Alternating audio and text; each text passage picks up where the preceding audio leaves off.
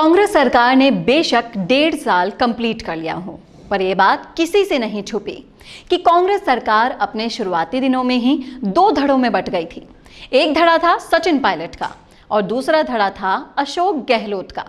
सचिन पायलट की पहचान हमेशा से ही युवा नेता के रूप में रही है, तो उनके गुट में थे भी अधिकतर युवा नेता ही, और अशोक गहलोत की छवि एक एक्सपीरियंस्ड नेता के रूप में बनी हुई है, तो उनके गुट में ज्यादातर नेता एक्सपीरियंस्ड थे। पर इन दोनों गुटों में एक व्यक्ति ऐसा भी था जो अपने उम्र के लोगों को छोड़कर युवा लोगों की टीम में चला गया था। राजनीति के अनुभव की बात की जाए तो अशोक गहलोत से कुछ ज्यादा ही होगा। आज मैं आपको इसी नेता के बारे में बताने वाली हूं। कौन है ये नेता, क्या है इनकी कहानी।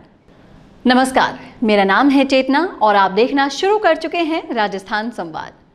सचिन पायलट के गुट में जहां अधिकतर नेता युवा थे, वहीं पायलट के पास एक ऐसे नेता का भी समर्थन था जिनका राजनीतिक एक्सपीरियंस अशोक गहलोत से कहीं ज्यादा था, और यही कारण था कि वो सचिन पायलट और उनके गुट के लिए रीढ़ की हड्डी का काम कर रहे थे। उनका नाम है हेमाराम चौधरी। हेमाराम चौधरी राजस्थान की जाट लॉबी से आते हैं।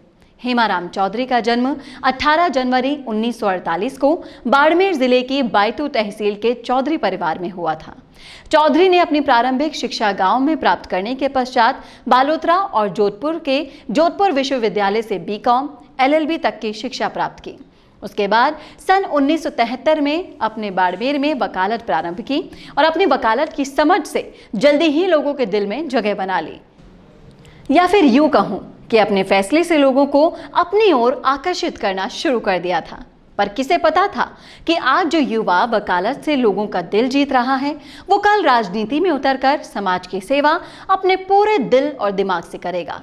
और इसी का नतीजा हुआ कि 1978 में हुए पंचायत चुनावों में प्रथम बार वार्ड पंच बनकर हेमाराम चौधरी ने राजनीति की दहलीज पर पैर रखा। फिर उसके बाद हेमाराम चौधरी ने कभी भी पलट कर नहीं देखा। साथ ही चौधरी 5 बार विधानसभा का चुनाव भी जीते, और इसका क्रम ये है। हेमाराम चौधरी वर्ष 1980 में 7वीं विधानसभा के लिए गुढ़ामलानी क्षेत्र बाड़मेर से सदस्य रहे। फिर 1985 में 8वीं विधानसभा के लिए गुढ़ामलानी क्षेत्र से सदस्य रहे। फिर 1998 में 11वीं विधानसभा के लिए फिर से गुढ़ामलानी से ही सदस्य रहे।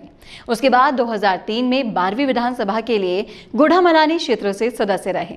फिर यही काफिला चलते हुए पहुंचा साल 2008 में। तब 2008 में हुए 13वीं विधानसभा के लिए चुनाव चौधरी 13वीं विधानसभा में भी गुढ़ामलानी क्षेत्र से सदस्य रहे। पूर्व सरकार में भी हेमाराम चौधरी की भूमिका अहम थी। आपको बता दूं कि 14 मई 2002 से 4 दिसंबर 2003 तक गहलोत सरकार में परिवार कल्याण कृषि राज्य मंत्री रहे हैं। इसी के साथ साथ चौधरी 12वीं राज्य विधानसभा में 23 अक्टूबर 2007 से प्रतिपक्ष के नेता रहे। इसके अलावा चौधरी को 19 दिसंबर 2008 को राजभवन में महामहिम राज्यपाल ने गहलोत मंत्रिमंडल में कबीना मंत्री के रूप में पद और गोपनीयता की शपथ दिलाई। राज्य सरकार में पदों पर रहने के अलावा चौधरी ने प्रदेश की जनता के लिए भी कई काम किए हैं और आंदोलनों का भी चौधरी हिस्सा रहे हैं। फिर चाहे मैं बात करूं गुढ़ामलानी क्षेत्र तहसील के अकाल पीड़ित किसान आंदोलन की या फिर शिक्षक आंदोलन की, चौधरी का इन सभी आंदोलनों में महत्वपूर्ण योगदान रहा है। शिक्षक आंदोलन के कारण तो शिक्षकों को उनकी नौकरी मिली।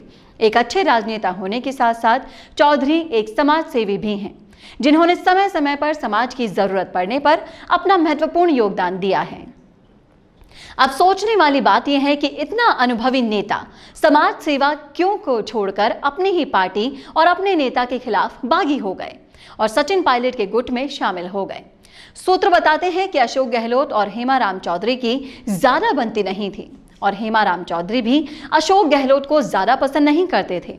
इसी कारण से अशोक गहलोत हेमाराम चौधरी के क्षेत्र में विकास कार्य नहीं होने देते थे और साथ ही सचिवालय में भी चौधरी और उनके क्षेत्र से जुड़े कामों को करने में दिक्कत किया करते थे। सूत्र तो यहां तक बताते हैं कि ये नाराजगी इतनी बढ़ गई थी कि हेमाराम चौधरी सरकार के शुरुआती दिनों में विधानसभा में गए ही नहीं, और तो और विधायक दल की बैठक में भी चौधरी कई बार नदारद रहे।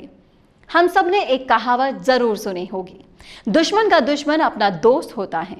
इस लाइन को कुछ इस तरह से समझिए कि अशोक गहलोत व सचिन पायलट तो पहले ही दिन से शुरू हो गया था, और ऐसे में जब पायलट को चौधरी का पता चला तो पायलट ने बिना देर किए दोस्ती का हाथ बढ़ा दिया, जिसे चौधरी भी मना नहीं कर पाए।